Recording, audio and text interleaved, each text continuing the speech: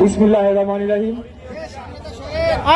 তীব্র দাবদাহে নিম্ন আয়ের মানুষের মধ্যে পানি এবং স্যালাইন বিতরণ কর্মসূচি উপস্থিত সংগ্রামী সভাপতি বীর মুক্তিযোদ্ধা আব্দুল সালাম, উপস্থিত প্রধান অতিথি বিএনপির সিনিয়র যুগ্ম মহাসচিব অ্যাডভোকেট রুহুল কবির রিজভী সহ উপস্থিত সকল নেতৃবৃন্দ, আসসালামু আলাইকুম।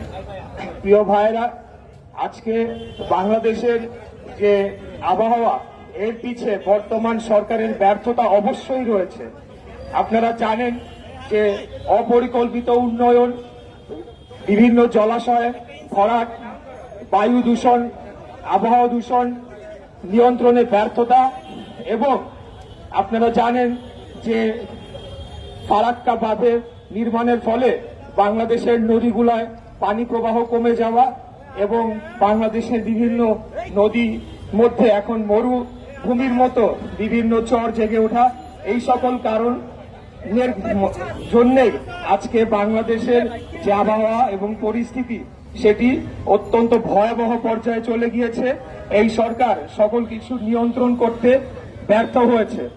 আপনারা জানেন যে ঢাকা শহরে যে এরকম একটা পরিস্থিতি, এরকম ঘনবসতিপূর্ণ একটা নগরী গড়ে তোলা হয়েছে, মানে বিল্ডিং কোড না মেনে সম্পূর্ণ অবৈধভাবে বিভিন্ন এলাকায় বহুতল ভবন নির্মিত হচ্ছে, একদম সংকুচিত একটা জায়গার মধ্যে, যেটিও আমাদের এই আজকে তাপমাত্রা বেড়ে যাওয়ার অন্যতম একটি কারণ হিসেবে বিশেষজ্ঞরা চিহ্নিত করেছে। এরই মধ্যে এই সরকারের অত্যাচার নির্যাতনের মাত্রা চরম সীমা লঙ্ঘন করেছে। তারা প্রতিনিয়তই বিএনপি এবং আমাদের নেতাকর্মীদের উপর ভয়াবহ নির্যাতন চালিয়েই যাচ্ছে। আসলে বাংলাদেশের কোনো কষ্ট দুর্দশা হলে তো এই যারা আওয়ামী লীগ সহ যারা এই এখন বর্তমান ক্ষমতায় রয়েছে তাদের তো কোনো কিছু যায় আসে না, তারা এসি রুমে বসে তারা ছড়ি ঘুরাচ্ছে, কিন্তু কষ্টে আছে বাংলাদেশের সাধারণ নাগরিক, সাধারণ জনগণ।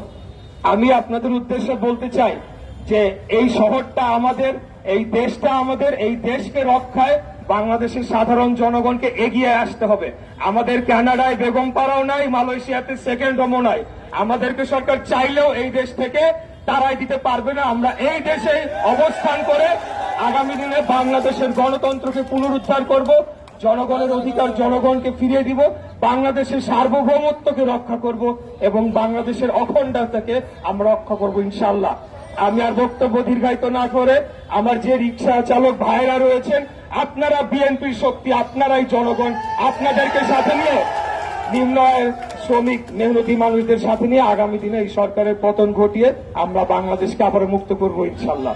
আপনাদের সবাইকে ধন্যবাদ, সবাই ভালো থাকবেন, আসসালামু আলাইকুম।